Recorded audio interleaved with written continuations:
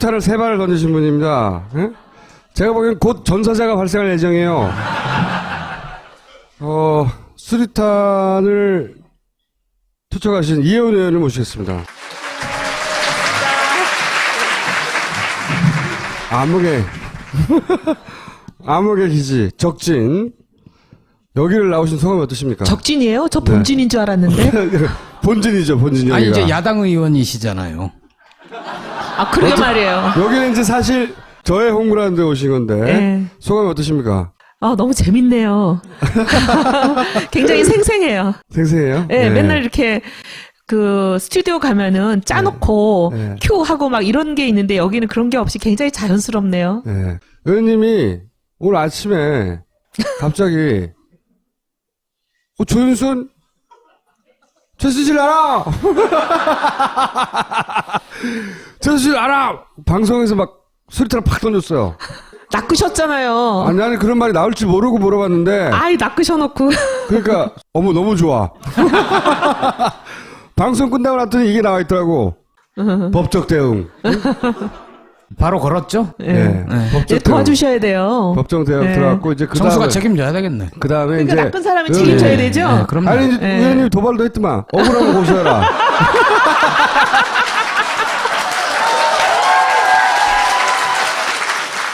이 두 양반이 잘 우리가 모르는 사이에 세계의 대결을 벌여왔어요.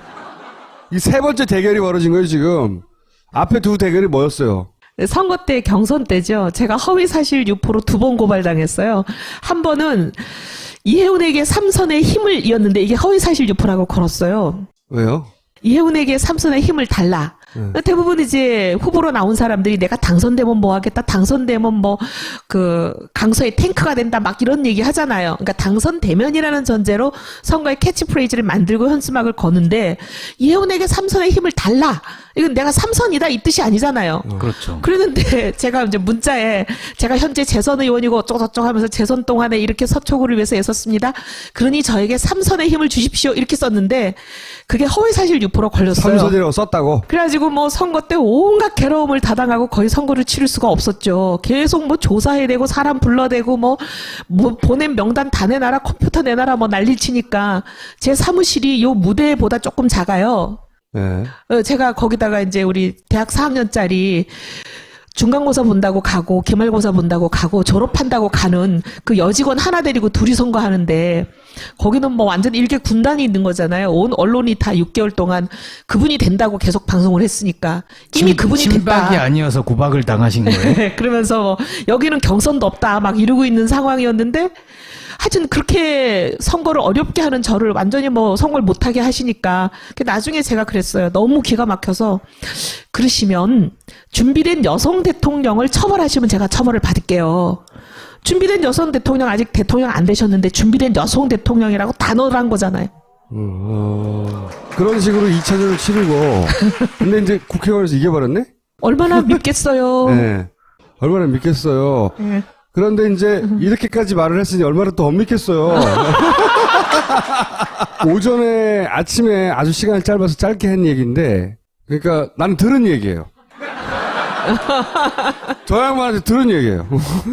사실과 다른 말씀하세요. 네. 국정감사였던가요? 텔레비전에서 중계되는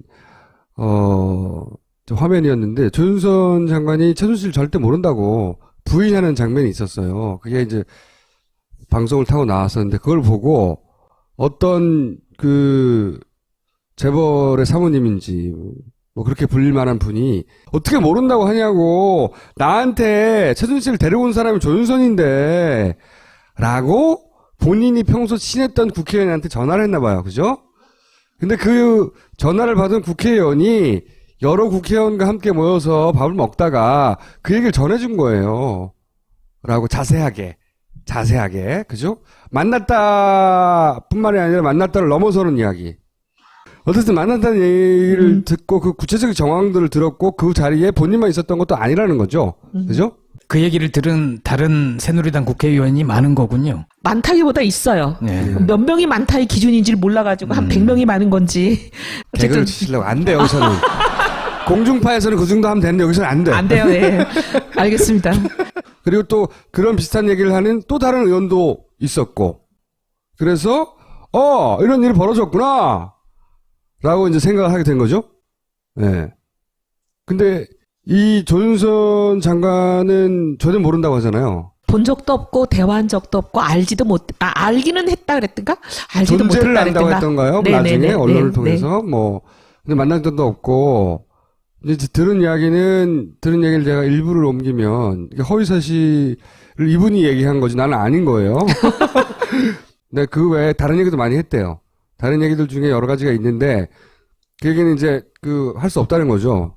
이미 소송이 지금 소장이 접수가 됐어요? 그건 모르겠어요. 본인이 고소장이 접수됐을 것 이렇게 얘기를 했으니까 며칠 있으면 저한테 오겠죠? 그러면 거꾸로 역으로 예를 들어서 무슨 무고로 건다든가 그래야 되는 거 아니에요? 그래서 제가 말씀드리는 게 이걸 특검이 좀 밝혀줬으면 좋겠다. 이거는 왜냐하면 굉장히 중요한 문제잖아요. 그렇죠. 지금 국정농단의 거의 핵심적인 이슈가 여기 문학의 블랙리스트 아닙니까?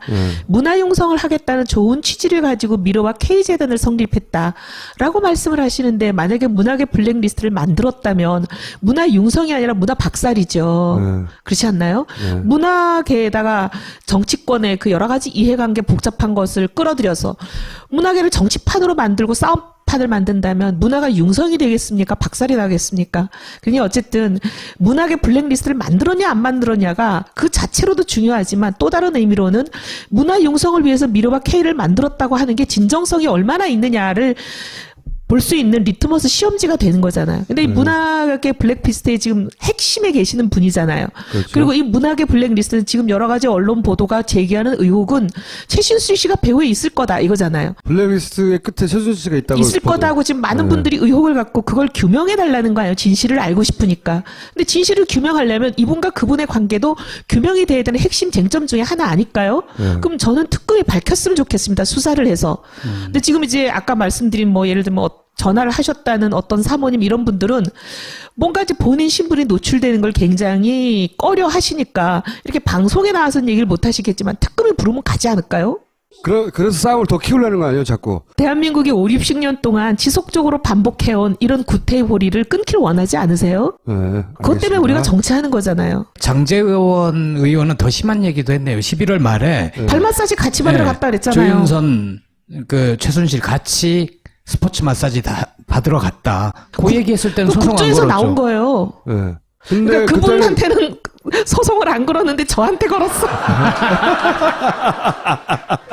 3차 대전 멀어진 거야. 제 잘못이죠. 뭐. 예. 자, 이긴 게 죄라면 죄일까?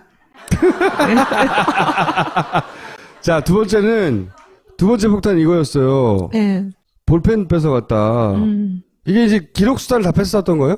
서울구치소와 남부구치소를 저희가 1팀, 2팀으로 나눠서 갔어요. 네. 이게 서울구치소가 최순실 씨가 최순실. 있었던 곳이에요. 네. 근데 이제 남부구치소 제가 간 곳은 정호성과 안종범이 있었던 곳이에요. 네. 여기는 그렇게까지 심하지 않았어요. 아하. 누가 힘에 우위에 있는지 보여주는 대목이죠. 우리 여기는 어떻게 됐냐면 처음에 저는 아무 생각 없이 왜냐면 이렇게 자료를 좀 봐야 네.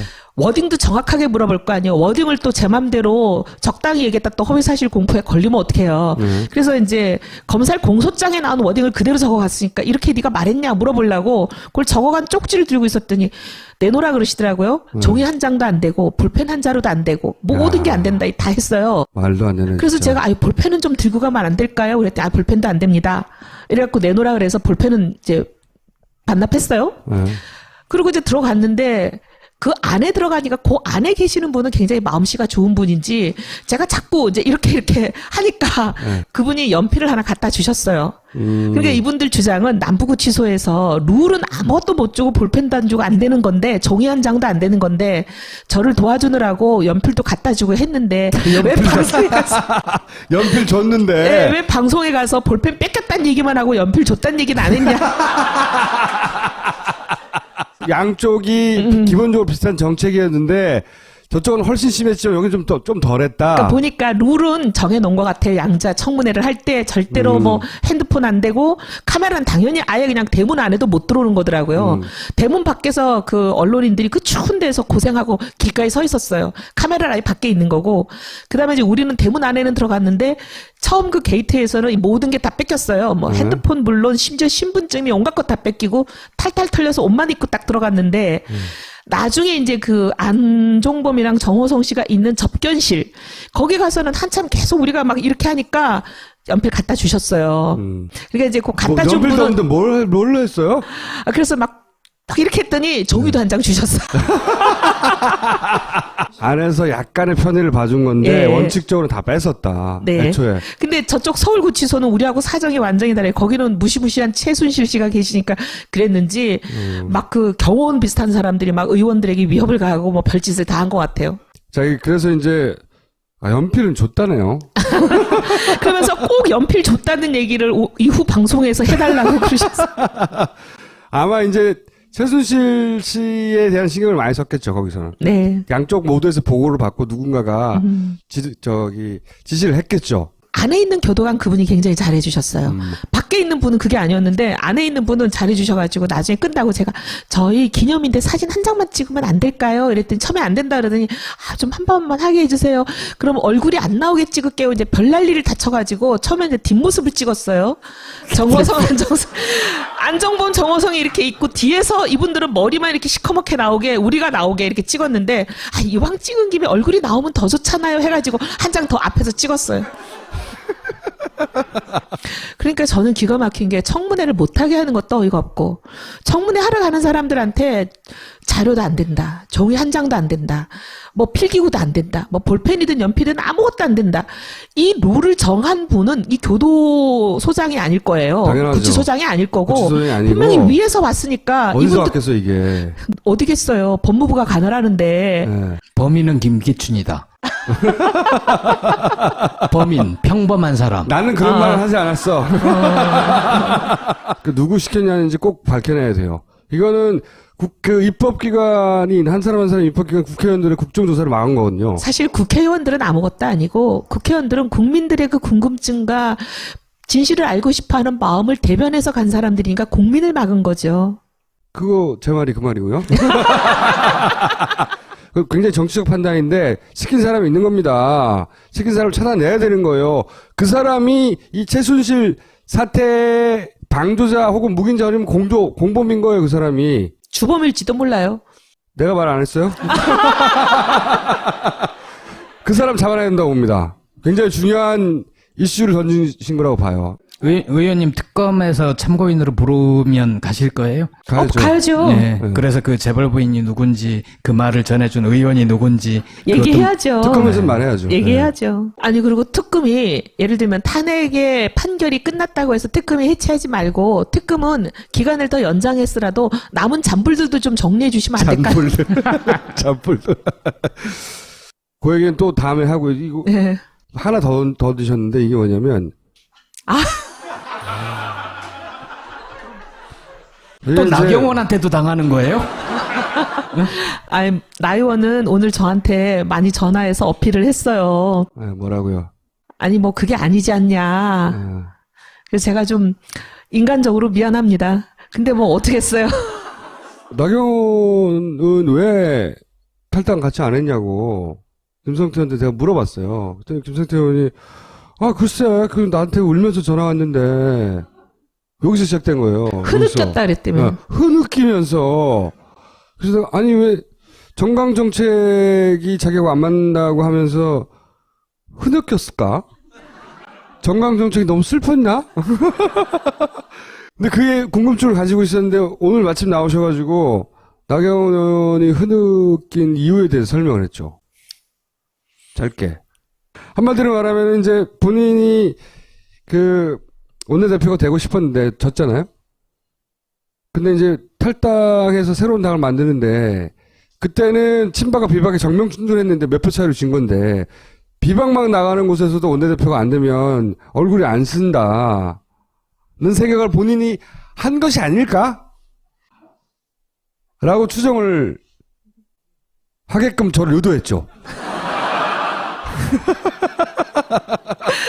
근데 방송을 듣는 기자들 다 그렇게 알아들었나 보죠? 다 의도당한 거야. 응? 그래서 그래서 안 나간 게 아니겠는가. 라고 폭탄을 수류탄 한 대 더 던지셨잖아요. 제가 어제 나갔던 종편 패널의 얘기를 인용했는데 그렇게 됐어요. 그분이 그렇게 말씀하신 거긴 한데. 아, 그분한테 던지시는 거예요? 이 지금 폭탄 돌리게 하는 거 아니에요? 근데 이게 눈물이 좀 많나 봐요. 나경원 의원이. 감성적인 것 같아요. 자주 눈물을 보이죠. 아침에 했던 얘기하고 다르네요. 사실 제가 나 의원에 대해서 그렇게까지 얘기를 할 계획은 없었는데 어쨌든 걸려가지고 좀 인간적으로 미안하게 됐어요. 아니, 근데 제가 이 의원을 굉장히 오래 알았거든요. 초선 때부터. 10년도 넘었죠. 예. 굉장히 오래 알았는데, 물론 정치적 지향도 다르고, 노선도 다르지만, 뻥을 안 쳐요. 다 사실인 거예요.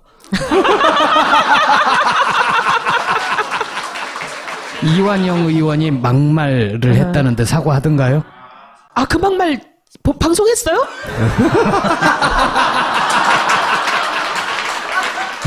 아, 여기 폭탄이 딴 데 있는 게 여기 있네요. 그럼요. 저는 아니, 폭탄이 우리 당에 있는 줄 알고 당을 나왔는데. 지상파에서는 제가 몇 글자인지 모르게 이렇게 땡땡땡땡이라고 했다고 했고, 허파이스에서 그냥 했어요. 아유, 정말 이거 정말 민망합니다. 이게 제가 아니, 당에서 근데 그런 꼴을 많이 당하는 걸 이렇게 공개적으로 동료 의원한테 그렇게 얘기해요, 국회의원들이? 처음 들었어요. 아, 그죠? 물론 의총에 들어가면 친박 의원들한테서 그런 얘기를 좀 듣죠. 요즘 그런 얘기 들어도 싸죠. 아, 그래서 한두 번 듣고는 이제 의총을 안 갔죠. 네. 아니, 근데, 거기 회의장이었을 거 아니에요? 국조특위장이죠. 국조특위장이었는데 카메라는 이제 나가고 비공개로 회의를 진행하는 상황이었어요. 네. 근데 이제 사실 너무 망신살스럽고 이런 말하면 참 그렇지만 네. 그렇게 나오시는 분하고 거기에서 막 맞서서 얘기를 하다 보면 저도 똑같은 사람이 될 것 같아서 그냥 어쨌든 이거는 통과시켜야 된다고 이제 통과되는 걸 보고 무슨 얘기인지 조금 설명을 드리면 국조특위 첫 회의니까 국조특위를 어떻게 운영할 건지 운영 규칙을 정하는 날입니다. 근데 우리 그때 당시 제가 새누리당 소속이니까 새누리당 간사세요. 근데 간사라고 하는 건 국회의원들 중에 어떤 역할을 하는 거냐면 소속당의 의원들의 의견을 수렴해서 위원장하고 협상을 하는 일종의 소통 창구예요. 자기 혼자 자기 뜻을 얘기하는 게 아니고. 근데 우리한테 이런 방구 사전에 협의가 없었어요. 합의는 고사하고 협의가 없었어요. 근데 갑자기 그날 뭔 문건을 하나 들고 와서 이걸 운영 규칙이라고 통과시키려고 일종의 쿠데타 비슷한 걸 한 거잖아요. 근데 제일 마지막 페이지를 이렇게 항상 그런 쿠데타를 할 때는 야만은 꼭 끝장에 있습니다. 왜냐하면 사람들이 앞에서부터 보니까. 왜냐하면 뒤에까지 갈 시간을 안 줘야 되거든요. 뒤에까지 보려면 꽤 시간이 걸리잖아요. 보니까 재판 중이거나 수사 중인 사안에 대해서는 증언을 거부할 수 있다가 있어요. 운영 규칙 중에. 최순실 국조는 모두가 재판 아니면 수사 중인 사건밖에 없습니다. 증언을 거부할 수 있다 그러면 이 국조 자체를 하지 말라는 거예요. 일종의 국조를 무산시키려는 의도라고 저는 생각을 하고, 아, 이건 안 된다. 중간에 이제 의사진행 발언을 해가지고 재판이나 수사 중이라 하더라도 반드시 증언을 하여야 한다라고 규칙을 만들자. 국회는 위원회에서 통과시키면 일종의 법률의 힘을 가집니다. 증인들한테 증언을 하게 만들어야 되잖아요. 그렇게 이제 문제 제기를 했더니 이제 거기서부터 막 육두문자가 나오고 저한테 아주 야단이 났는데. 미션 말고 또 들은 거 있어요? 뭐 소리를 지르면서 뭐 네가 뭔데 뭐 이제 이런 건데 여기서 말하긴 그래요. 제 여기가 왼쪽에 제일 저렴한 곳이에요.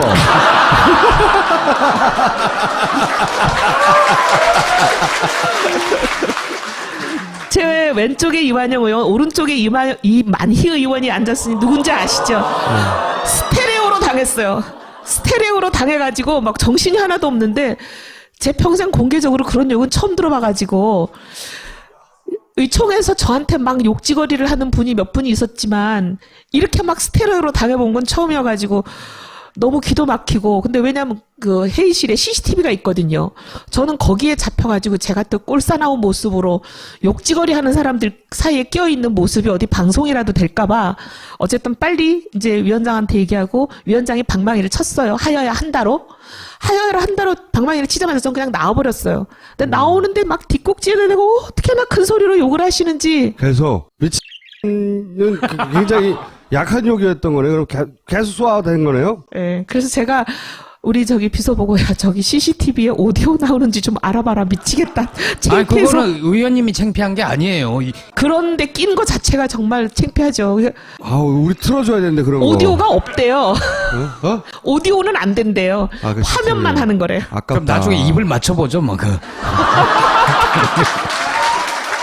아유, 근데 하여튼 저는 국조에 대해서 유감인 거는 이런 일들이 일어나서 열심히 한 국조가 완전히 그냥 국민들 앞에 어이없는 국조가 된 게 제일 슬퍼요. 이완영 의원 스토리 하나 말씀드리면 네. 이 양반이 행시 끝나고 처음에 감사원을 가요. 네. 그래서 경북에 감사를 나가. 근데 거기서 돈을 받아. 그래서 거기서 잘려요. 파면을 당해요. 첫 감사에서. 네. 근데 자기 경력에 감사원 경력을 숨겨요. 나중에 노동부의 경력으로 다시 채용되거든. 그러니까 감사원 역사상 감사에 나가서 돈을 받고 잘린 첫 케이스인 거예요. 네, 오늘 나오셔서 감사합니다. 감사합니다.